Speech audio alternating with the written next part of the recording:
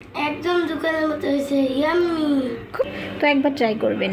সত্ত্বেও বাচ্চা যখন ছানা কাটা অলরেডি দেখুন খুব সুন্দর। তো ঘরে মিষ্টি থাকা না সত্ত্বেও বাচ্চা যখন মিষ্টি খাবার বায়না ধরে তখন ঘরে থাকা কিছু উপকরণ দিয়ে বাচ্চাকে মিষ্টিটা বানিয়ে খুশি করতে পারেন। প্রথমে আমি দুধটাকে জাল করে নিব। ও হ্যাঁ, এখানে আমি হাফ কেজি দুধ নিয়েছি। যখন এভাবে দুধটা বলক চলে আসবে তখন এখানে আমি অল্প অল্প করে লেবুর রসটা অ্যাড করব। অল্প অল্প লেবুর রস দেব, আস্তে আস্তে করে এটা নাড়ব, জোরে নাড়া যাবে না, খুব আলতো হাতে নাড়তে হবে। কাটবে, তারপর আস্তে আস্তে নাড়ব। দেখুন ছানা কাটা অলরেডি শুরু করে দিয়েছে।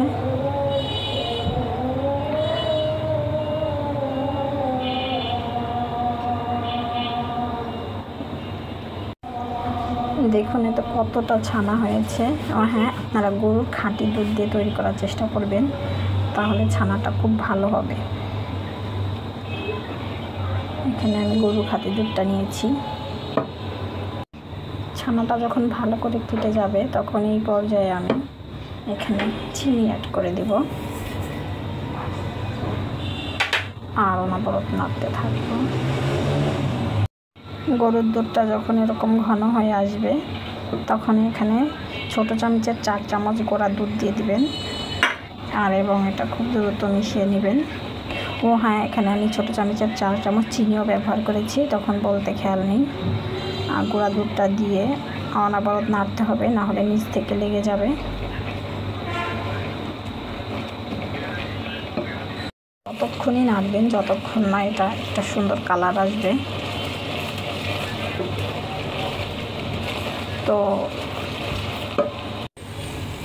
দেখুন খুব সুন্দর একটা কালার চলে এসেছে।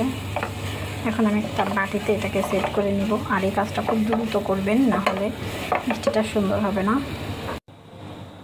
এই তো এটাকে আমি এখন একটা বাটিতে সেট করে নিয়েছি। তো এটাকে আমি ঠান্ডা করতে এখন 1 ঘন্টার জন্য ফ্রিজে রেখে দিব, নর্মাল ফ্রিজে। তো ফিরছি 1 ঘন্টা পর, সাথেই থাকুন। তাহলে এই 10 জনের ভিতরে ডিসিশন নাও, দেখলি এই 10 জনের ভিতরে সেইখানেও রুবেল বলতে এই নাও বাবা, তুমি না মিষ্টি খাইতে চাইছো?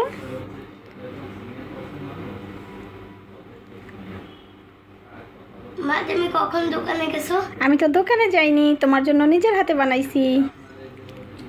একদম দোকানের মতো হয়েছে, ইয়াম্মি। খুব টেস্টি। দেখছি। আচ্ছা আচ্ছা, এই দেখেন একদম খুব খুব রসালো হয়েছে। তো মিষ্টিটা আমার বাচ্চার তো খুব ভালো লেগেছে। তো আপনারাও আপনাদের বাচ্চার জন্য ট্রাই করতে পারেন। আমার বিশ্বাস ছোট বড় সবারই ভালো লাগবে মিষ্টিটা। তো একবার ট্রাই করবেন। আল্লাহ হাফেজ।